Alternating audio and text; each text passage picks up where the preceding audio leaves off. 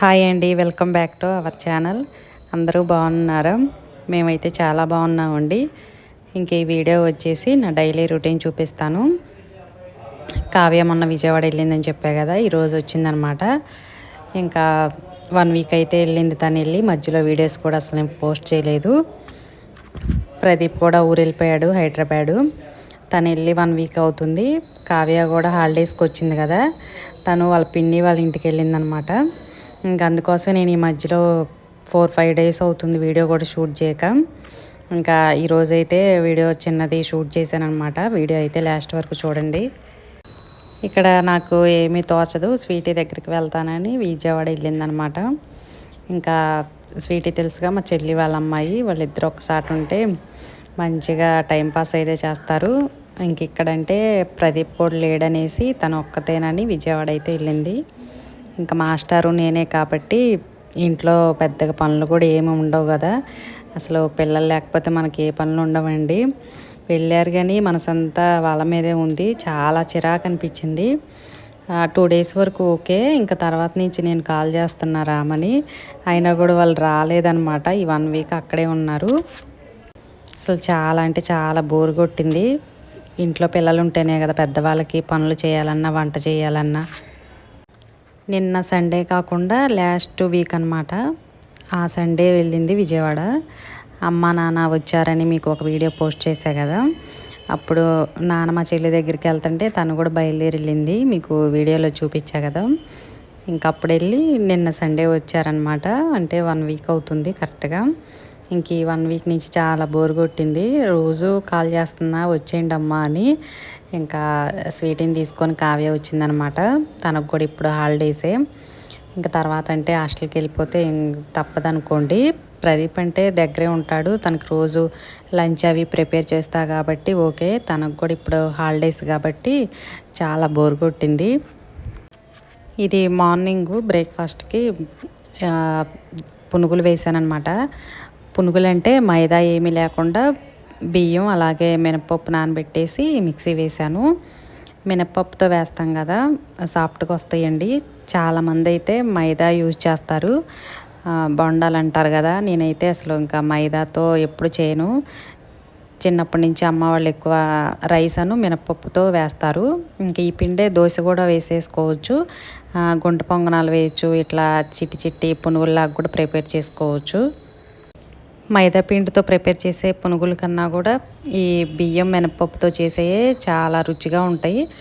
కాకపోతే ఇట్లా పునుగులు వేసుకోవాలనుకుంటే ఎక్కువ ఆనియన్స్, పచ్చిమిర్చి, అలాగే కొంచెం జీలకర్ర, కరివేపాకు యాడ్ చేసి ఇట్లా పునుగుల్లాగా వేస్తే చాలా అంటే చాలా బాగుంటాయి. ఇంకా సోడా కూడా మనకి ఏం అవసరం ఉండదు. ఒకవేళ మనకు మైదాతో వేస్తే కొంచెం సోడా కూడా యాడ్ చేస్తారు, సోడా కూడా అవసరం ఉండదండి. చూసారు కదా అలా వేయగానే ఎలా మంచిగా పొంగుతున్నాయో. ఆయిల్ కూడా అస్సలు ఎక్కువ పీల్చవు, దాహం కూడా అనిపించవు. మైదా అయితే ఇడ్లీ పిండిలో కొంచెం మైదా వేస్తూ ఉంటారు, లేకపోతే పెరుగు కలిపి కొంచెం సోడా వేసి వేస్తారు కదా. అలా కాకుండా ఇలా దోసపిండి ఉంటుంది కదా, దాంట్లోనే నేను చెప్పినట్టు ఆనియన్స్, పచ్చిమిర్చి, జీలకర్ర, ఎక్కువ కరివేపాకు, నచ్చితే కొంచెం అల్లం తరుగు కూడా వేయచ్చు.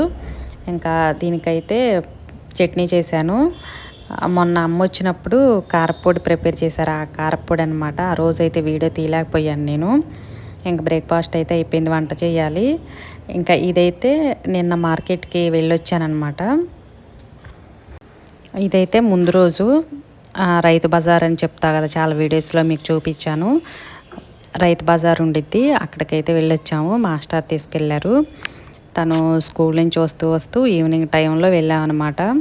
ఇంకా మధ్యాహ్నం అంటే వెళ్ళేటప్పుడు ఓకే, కానీ వచ్చేటప్పుడు ఈ బరువుతో చాలా నడుచుకుంటా వచ్చేపాటికి ఇబ్బందిగా అనిపించింది. మాస్టర్ స్కూల్ నుంచి వచ్చిన తర్వాత ఇంకా తీసుకెళ్ళారనమాట. ఎక్కువ ఆనియన్స్, ఎక్కువ అంటే అసలు ప్రతి ఇంట్లో ఎక్కువ ఉల్లిపాయలు మాత్రం అవసరం. 4 కేజీలు ఉల్లిపాయలు తీసుకున్నాను. ప్రతి కర్రీకి మనకి ఆనియన్స్ ఎక్కువ పడతాయి కదా. అలాగే ఇప్పుడు బీరకాయ సీజన్ అనుకుంటండి, ఎక్కడ చూసినా కూడా భలేగా ఉన్నాయి బీరకాయలు. అన్నీ లేతగా ఉన్నాయి, మళ్ళీ హైబ్రిడ్ కాదు, నాటి అనమాట. చాలా అంటే చాలా బాగున్నాయి. పచ్చివే తినాలనిపించే అంత బాగున్నాయి. ఇప్పుడు బాగా అంటే వరి పొలాలన్నీ అయిపోతాయి కదా, ఖాళీగా ఉంటాయి, వాటిలో ఎక్కువ తోటలు వేస్తారంట. అందరి దగ్గర ఎక్కువ బీరకాయలే ఉన్నాయి. ఇంకా దోసకాయలు, బెండకాయలు అన్నీ బాగా లేతగా ఫ్రెష్గా ఉన్నాయి. క్యారెట్ ఇవి అయితే ఇంట్లో ఉన్నాయి. ఈ 1 వీక్ వీళ్ళు జ్యూస్ చేసే పని లేదు కదా, తీసుకురాలేదు. ముందు రోజు మాత్రం అవి ఇక్కడ బండి మీద అయితే చాలా బాగుంటాయి. అవి అయితే తీసుకొచ్చి ఫ్రిడ్జ్లో పెట్టాను. ఇంకా కావ్య వచ్చిందంటే రోజు జ్యూస్ చేసి ఇవ్వాలి కదా. ఇంకా బీరకాయలు, బెండకాయలు, ఎక్కువ ఆనియన్స్, పచ్చిమిర్చి, కొత్తిమీర అవి అయితే తీసుకొచ్చాను. ఇంకా పచ్చిమిర్చి అయితే తొడియాలు తీసి ఫ్రిడ్జ్లో పెట్టాను. మనకి పచ్చిమిర్చి అలా తీసి ఫ్రిడ్జ్లో పెడితే ఎక్కువ పండవు, అలాగే కుళ్ళిపోవు అన్నమాట, ఫ్రెష్గా ఉంటాయి. బీరకాయలు అయితే కేజీ తీసుకొచ్చాను. చాలా అంటే చాలా ఫ్రెష్గా ఉన్నాయి. ముందు రోజు మార్కెట్కి వెళ్ళని చెప్పా కదా, ఫ్రిడ్జ్లో సర్దేశాను నీట్గా. ఇంకా ఈరోజు అయితే బీరకాయ కర్రీ పాలు పోసి చేద్దామనేసి బీరకాయలు అయితే బయటికి తీసాను. పాలు పోసుకొని చేసుకుంటే చాలా బాగుంటుందండి. చపాతీకైనా రైస్కైనా కూడా బాగుంటుంది. హైబ్రిడ్ అయితే చాలా పొడవు ఉంటాయి కాయలు.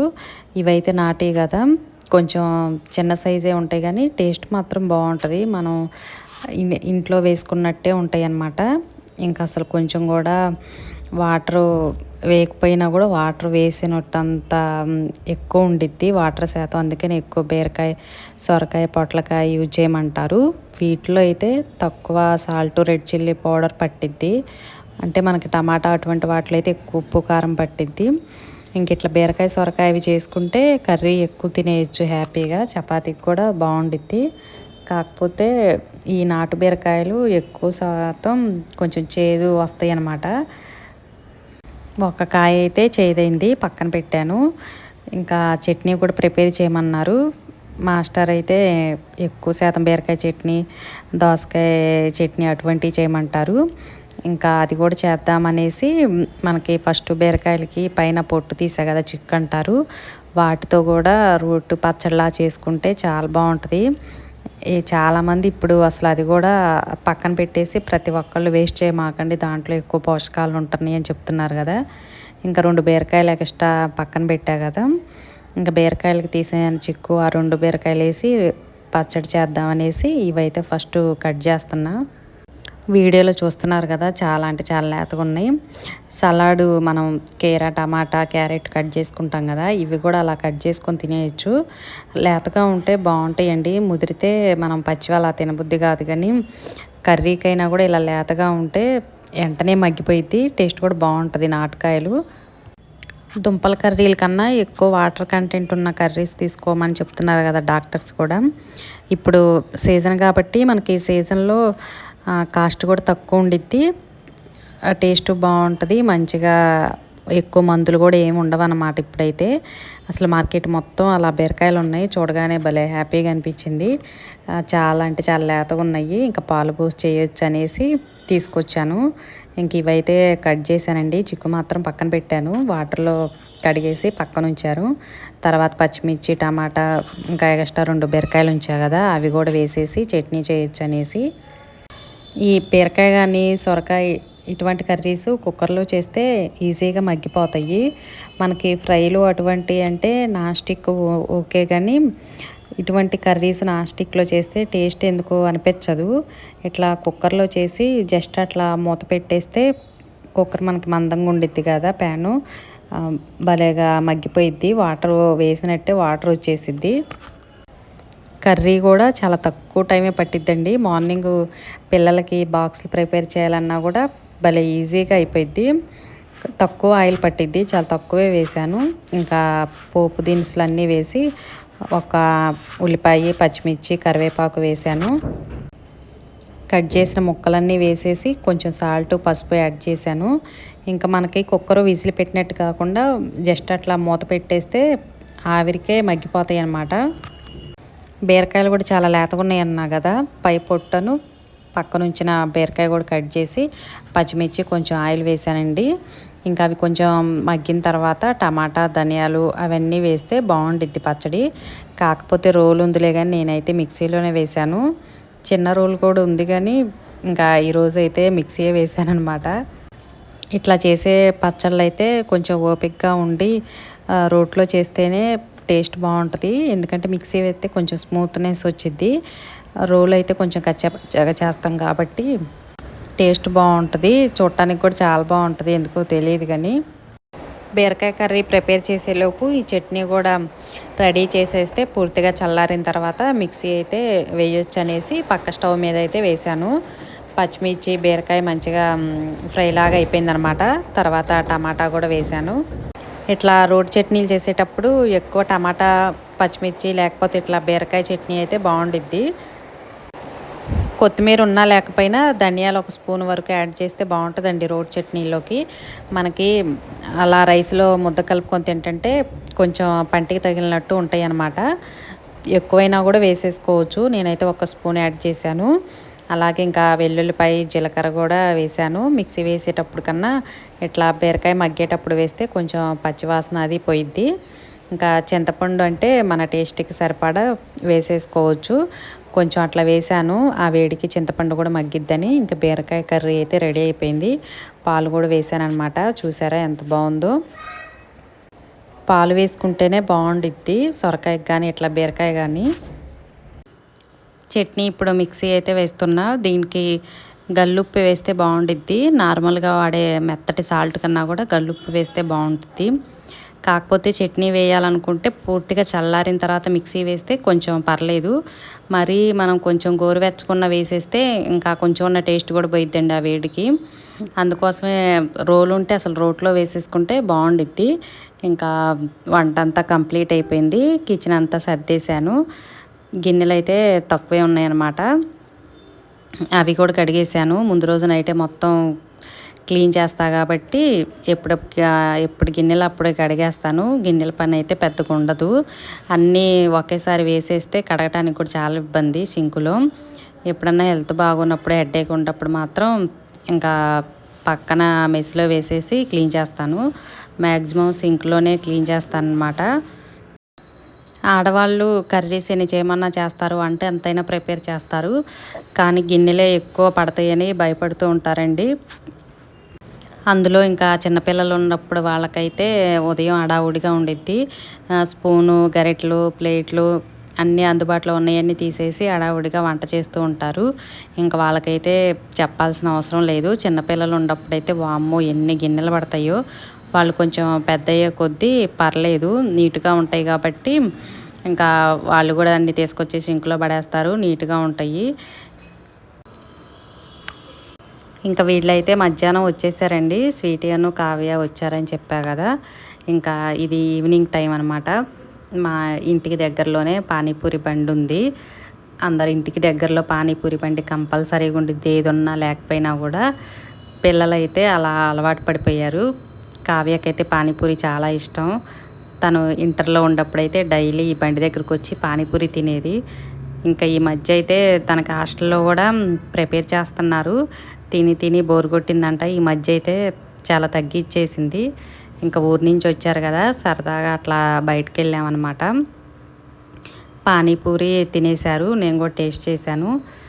ఇంకా పూల బండి కూడా మాకు దగ్గరలోనే ఉండిద్ది. కూరగాయల బండి కూడా చూపించా కదా ఒకసారి. కావాల్సిన పూజ చేయాలనుకున్నప్పుడు ముందు రోజు ఈవినింగే ఇట్లా వచ్చి పూలు తీసుకెళ్తాం అనమాట. బాగుంటాయి, చాలా ఫ్రెష్గా ఉంటాయి. ఎందుకంటే విజయవాడ నుంచి వస్తాయి, స్టాక్ అయితే ఉండవు. మార్నింగ్ మధ్యాహ్నం అయితే ఉండదు, సెంటర్కి వెళ్ళాల్సిందే. ఈవినింగ్ టైంలో అయితే మాత్రం అపార్ట్మెంట్కి దగ్గరలోనే అన్ని రకాల పూలు అయితే ఉంటాయి అన్నమాట. ఇంక నేను ఎక్కువైతే చామంతులు, గులాబీలు తీసుకుంటాను దేవుడికి పెట్టడానికి. ఇంకా పానీపూరి తిన్నారు కదా, వద్దంటే తింటారు. పానీపూరి, మంచూరియా ఏదైనా తిన్నారంటే ఇంకా నైట్ మాత్రం భోజనం వద్దనేస్తారు. సర్లే ఇంక ఎగ్స్ అన్నా తింటారని ఎగ్స్ అయితే ఉడకబెట్టాను అనమాట. అలా ప్లెయిన్గా తినరు కదా పిల్లలు, కొంచెం ఆయిల్లో ఫ్రై చేస్తే బాగుంటాయి టేస్టు. కర్రీకైనా కూడా ఇలా ప్లెయిన్గా తినడానికి కూడా బాగుంటాయి. చాలా తక్కువ ఆయిల్ అండి, 2 స్పూన్స్ కూడా లేదు, 1 స్పూనే వేసాను. కొంచెం లైట్గా సాల్ట్, పసుపు, రెడ్ చిల్లీ పౌడర్ వేసాను. రెడ్ చిల్లీ పౌడర్ ప్లెయిన్ది కాకుండా మనకి మసాలా కారం అంటారు కదా, సాంబార్ కారం, అదైతే కొంచెం వేసి ఇంకా లో ఫ్లేమ్లో పెట్టేసి ఫ్రై చేశాను. ఎప్పుడన్నా బ్రేక్ఫాస్ట్కి కూడా టిఫిన్ అవి తినపోయినా కూడా ఎగ్స్ ఇలా బాయిల్ చేసుకొని తింటే మంచిది. కాకపోతే ఇట్లా ఫ్రై చేసుకుంటే టేస్ట్ బాగుండిద్ది. పిల్లలైతే బాగా ఇష్టంగా తింటారు. ఎగ్స్ పైన కొంచెం కలర్ మారిద్ది అనమాట, ఫ్రై లాగా అయిద్ది. లోపల లోపల కూడా టేస్ట్ మారిద్ది ఇలా ఫ్రై చేస్తే. ఇలా అలవాటు చేసామంటే కంపల్సరీగా ఏ కర్రీ చేసినా కూడా ఇలా ఫ్రై చేయమంటారు. ప్రదీప్కి అయితే చాలా ఇష్టం.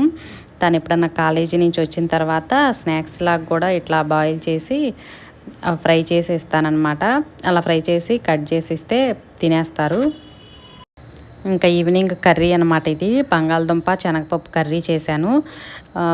బీరకాయ, బంగాళదుంప, క్యాబేజీ వీటికి ఎక్కువ శనగపప్పుతో వేస్తానండి.